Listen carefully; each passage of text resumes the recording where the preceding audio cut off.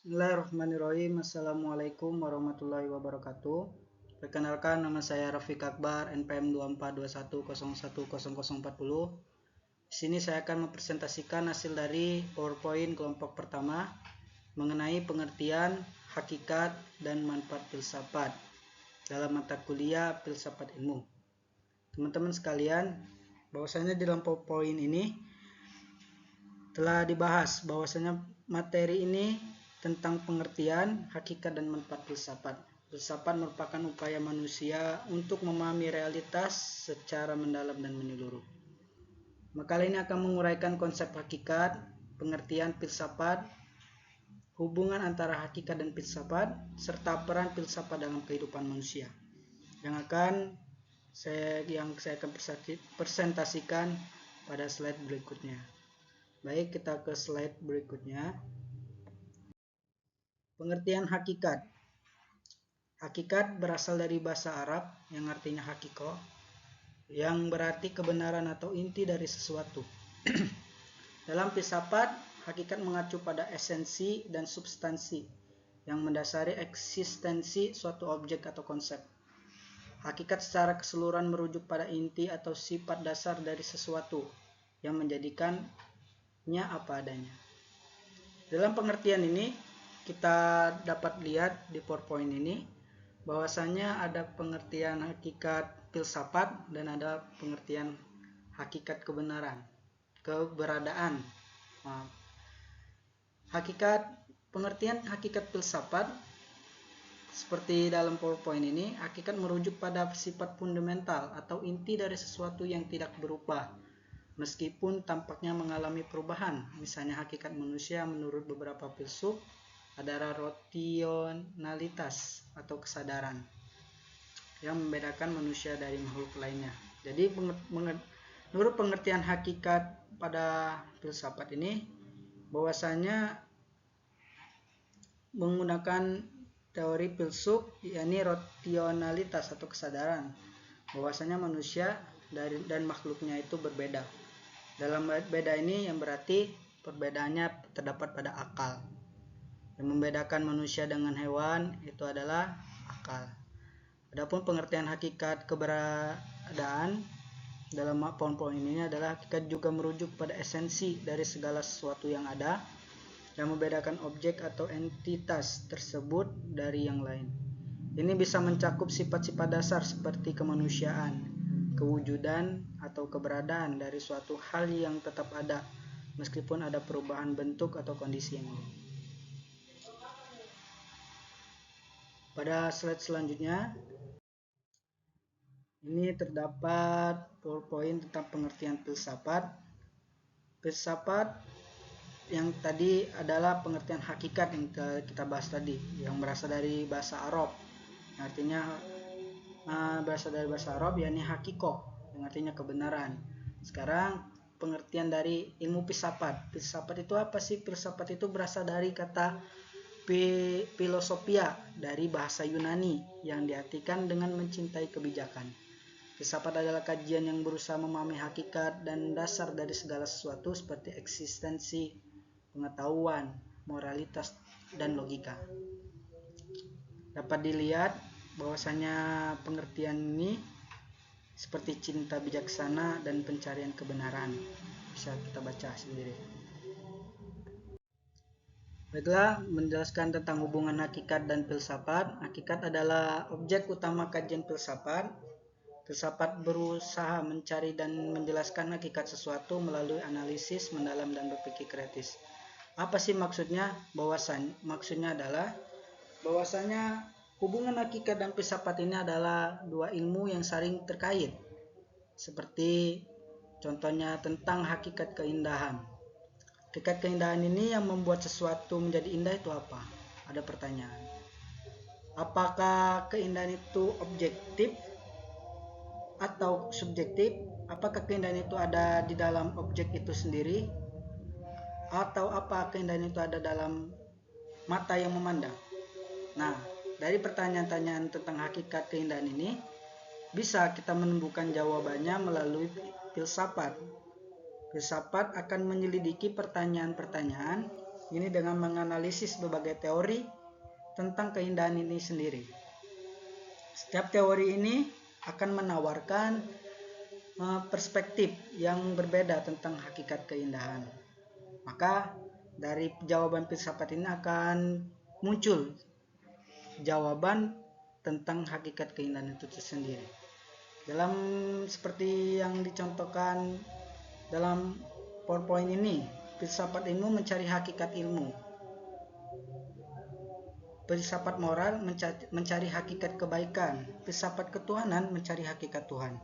Maksudnya adalah ketika ada hakikat ilmu, bahkan akan dicari oleh filsafat yang menjelaskan tentang ilmu.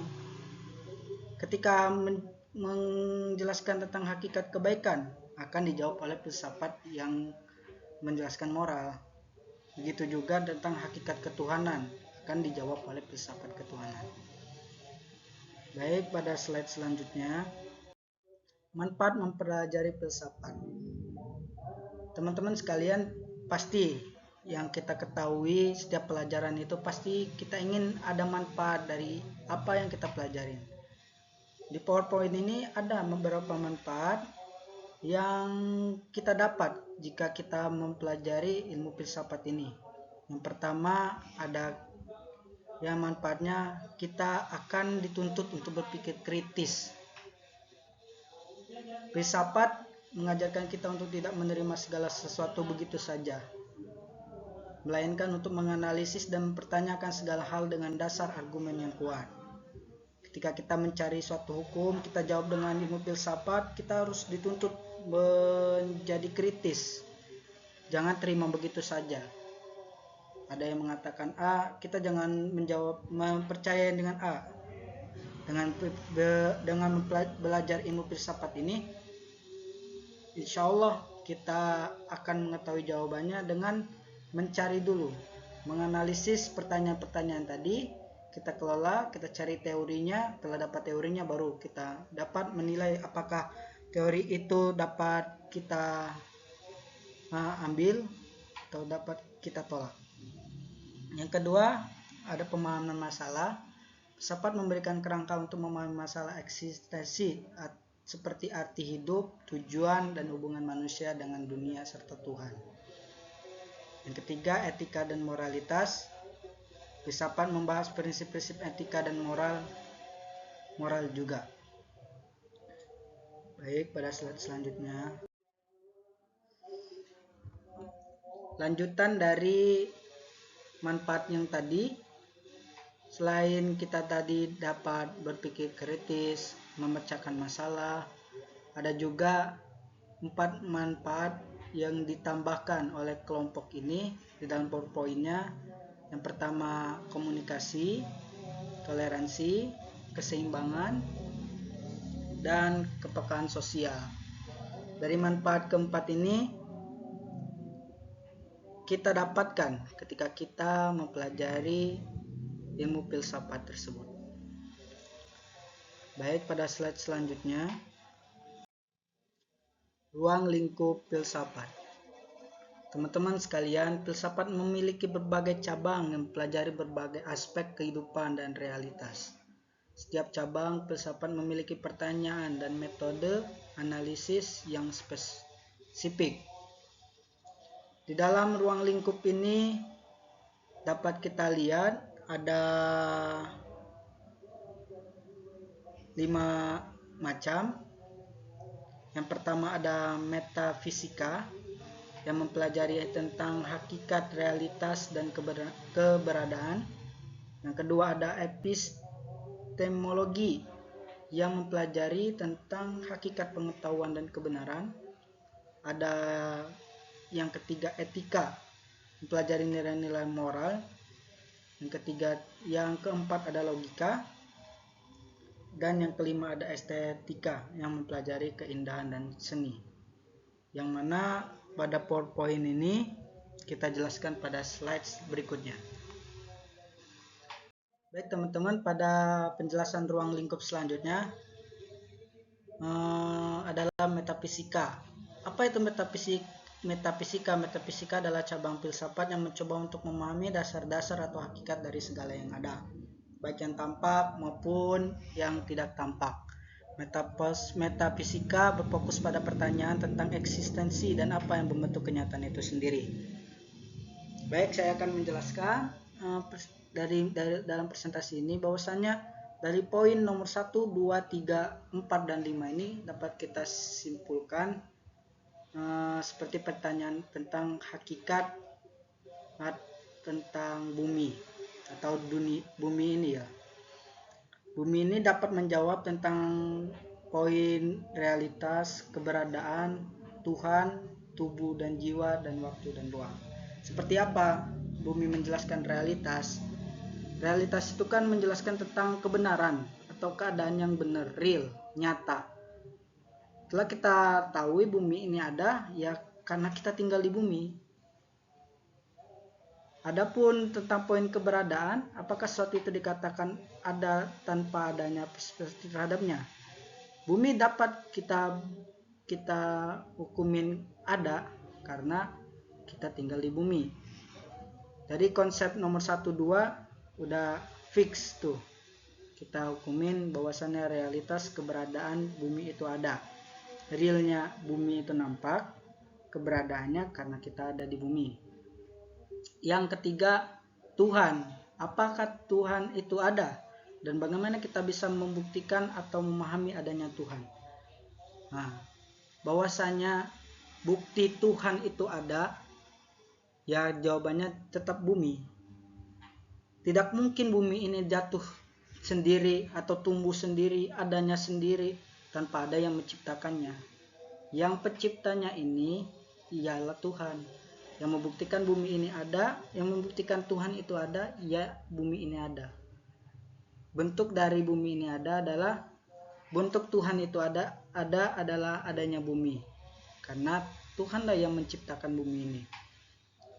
Dari bumi ini membentuklah suatu tubuh dengan jiwa, yakni penghuni bumi. Kita sebagai manusia yang menjadi khalifah di muka bumi ini. Adapun waktu dan ruang, waktu diciptakan bumi itu ada.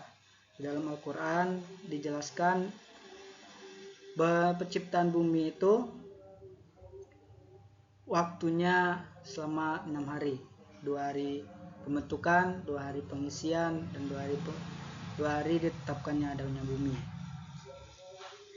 Jika penjelasan saya dalam metafisika ini kurang memahami, mohon maaf, ilmu saya masih dangkal. Baik, selanjutnya epistemologi. Epistemologi berfokus pada masalah pengetahuan, bagaimana kita memperoleh pengetahuan, apa itu pengetahuan, dan apa yang membedakan pengetahuan yang sah dari sekedar opini dan kepercayaan. Sini ada pengertian pengetahuan, syarat pengetahuan, cara memperoleh pengetahuan, kebenarannya yang bisa kita baca di PowerPoint ini. Ini PowerPoint inilah. Slide berikutnya. Baik teman-teman sekalian, cukup presentasi dari saya mengenai PowerPoint kelompok 2 ini. Jika ada kata-kata yang salah ataupun penjelasan saya kurang dapat dipahamin, saya dari diri pribadi mohon maaf yang sebesar-besarnya. Jika ada kata yang salah mungkin menyimpang dari ilmunya, saya mohon maaf yang sebesar-besarnya. Saya akhiri, wabillahi taufiq wal hidayah. Wassalamualaikum warahmatullahi wabarakatuh.